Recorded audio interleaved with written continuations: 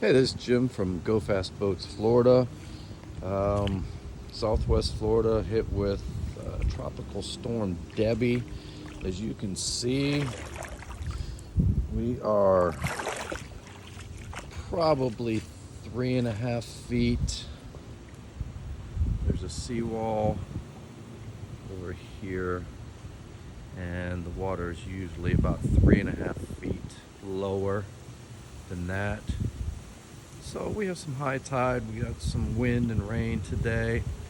It's over the seawall, over the dock, the jet ski, still holding firm, but overall, we're okay.